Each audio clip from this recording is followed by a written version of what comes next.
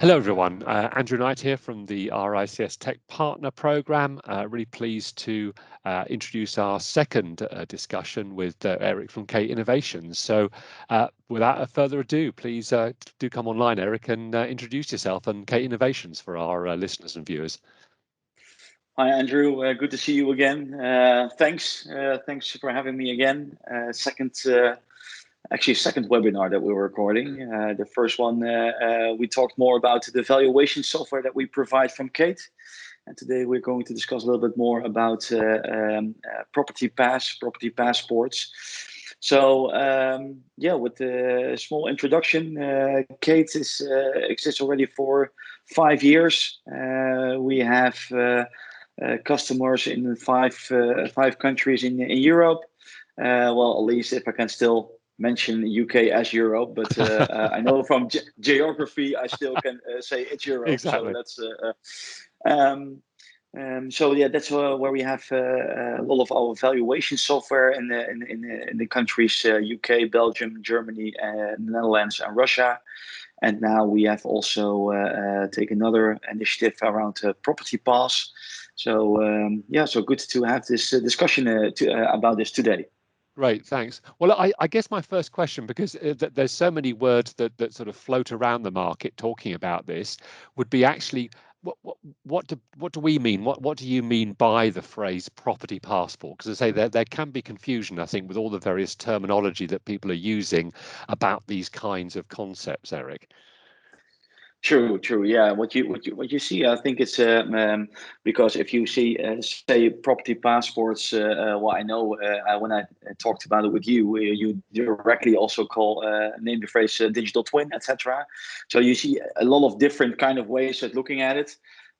We right now interpret it as the fact that you have the building and you want to create one single point of truth around data for your building.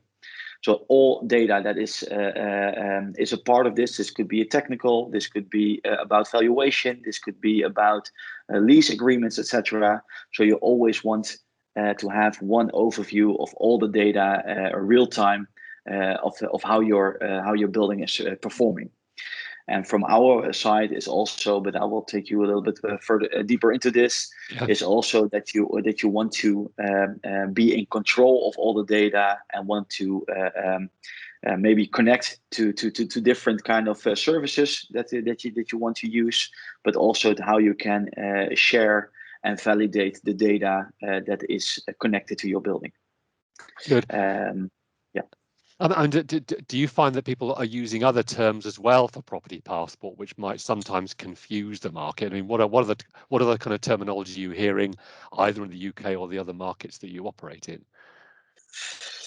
That's actually a good question. I think it's more about what I hear a lot about is the vision of how this market is changing and how this can be affected by this.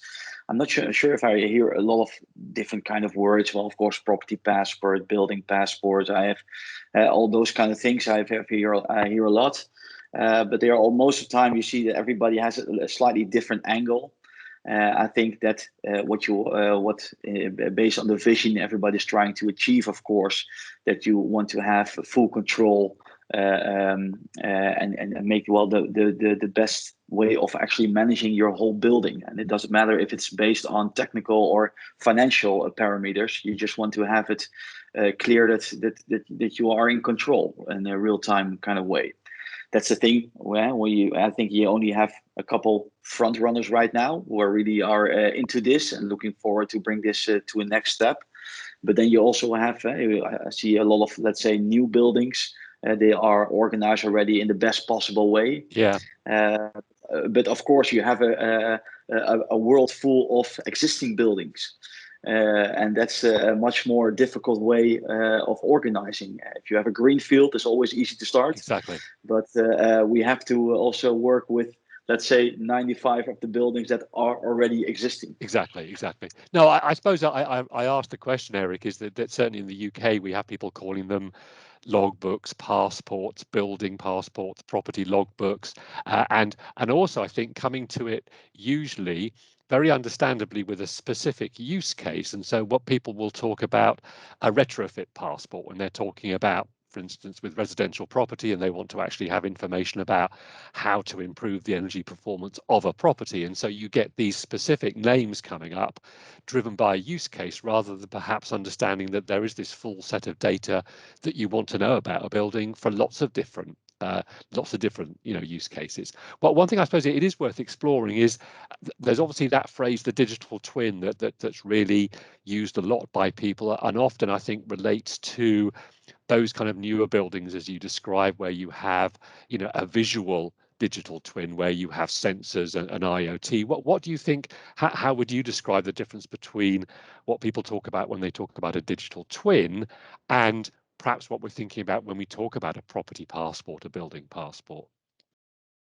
Well, I think, of course, like a digital twin it could work perfectly. Of course, if you see if there are new buildings are being built, why wouldn't you start with a direct digital twin? You can organize everything from that point on. Mm. But if I ask an owner right now, do you want to pay, let's say, 10,000 pounds, euros, whatever, to set up a digital twin? You will ask, okay, but what's my benefit for it? Yeah. And that's still a little bit a more difficult discussion. And so, if maybe also a little bit where we coming from, and the discussion that I have the last, well, actually last couple of years, of course, the whole tech program, also the RICS tech program that you set up. If I talk to a lot of let's say the tech companies that are active in this real estate market, you see that they all have a part of the, let's say, the ecosystem, or a part of the procedure that they have managed very well. The thing is that there is no owner who wants to have 20 different kind of dashboards, who have and they are all working fine, and they all have a lot of potential. But then still, you want to create one place where you can choose. I want to use these and these technical solutions, and I want to have it in one data structure, so I'm always in control. And if I want to change to a different supplier or whatsoever, yeah, you still want to be in control of your own structured data. And I think this is very important. That's what we are trying to do right now. What we are doing is that we also create like a landing place for a lot of young tech companies, and so we are connecting to all those different initiatives for the owner, that they can say, okay, I want to have a solution for all the dashboarding around all my lifts in my building. You have different kind of a solution, but you're not going to log in 3 different dashboards. Exactly. So let's create one place where you can have all the data combined, and there you can make your decisions of how you want to work, and how do you do your maintenance, etc. So I think so you have. Yeah, it's so broad perspective, so I can definitely see the possibilities of the digital twin. But then, of course, then again we have to say, okay, we still have 95 of the existing buildings we have to work on with that as well. So, and if we focus on that fact that actually we are dealing with the bulk of the building stock being, as you say, pre-existing, what are the main use cases you think for a building passport? When I can think of loads, but in terms of what you're hearing from the market and what you're working with your clients on, what are those main use cases that actually building passports are going to be used for? Right. Well, maybe if it's okay, Andrew, I will share my screen. I just have sure. a couple of slides just to see where we are right now, and also to create and then have a discussion about the next steps about this. So let me share my screen. What you see here is actually right now the phase where it is. So you see on the left side, you have all the different kind of PDF information, or maybe you have Excel information or whatsoever. So actually, we're starting to all make this in a digital data structure. So all the information you see on the left, we can create in a digital way in the property pass. So what you see is that all these agreements, all active information about the lease agreements, building information, all the parameters of the valuation, but also everything around sustainability are organized in one passport at this point. And we have and by creating actually a data structure, this gives you the possibility to act and to make better decisions on this. So what you see right now is this is actually how we look at the market at this point. So you have the real estate owner, and you see here the building actually in the middle. So all the data I've just shown are organized in here based on the single point of truth. And what you can organize is that you can say, okay, I need a valuation for a property. You can just click on the button and send all the lease information directly into the valuer in a structured way. So in this case, and of course, after in the first webinar, we talked about the Kate software. So you can now receive all the rent information directly into your valuation process, structured as well. But also when the whole valuation is finished and all the validated data can be sent back through to the property pass. So you have everything in one overview, and you are you can send it to any party that you want. So the last time we talked about how in the Dutch market already is the valuation has to be sent through an XBRL file to the financer, to the different banks. But also the lease agreements are becoming mandatory to send also through a digital XBRL file to the bank. So what you create now is that you have through Property Pass, you have the possibility to have a fully PDF-less sharing and validating platform without any PDFs in here. And that's actually very, I think, very cool that this already can be done. And what you see in the Dutch market, has been created the Dutch standard. As we organize this together with SBR Nexus, you know, they are also a tech partner. Yep. But actually, we have the way it's built. It's connectable to the data structure of any country. But also, you can see to all different kind of software solutions. This is all API based.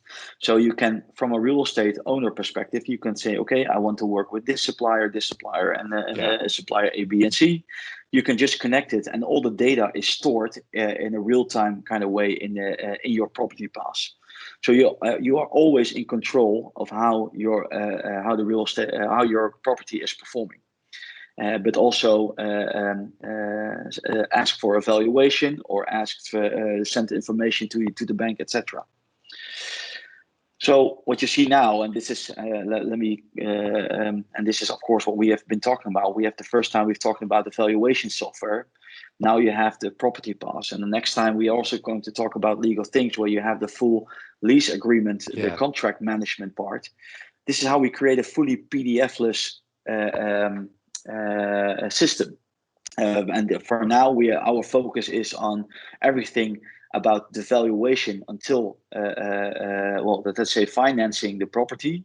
Of course, financing, that's not something we do ourselves, but the whole process from a lease agreement, the signing of a lease agreement, until the loan, we can organize already in a PDF-less data structured way, full digital process. So, and the reason why we have taken this approach, because this is actually where everybody has a demand right now.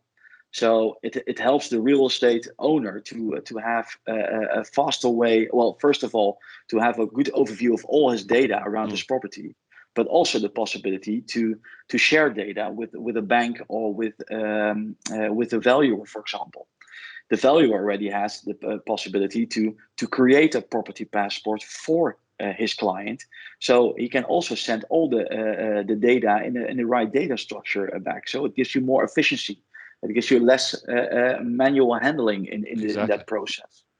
And also when you look at banks, they are, of course, now being pushed to have a better control about the risk management of what they have, the properties they have financed, the whole portfolio.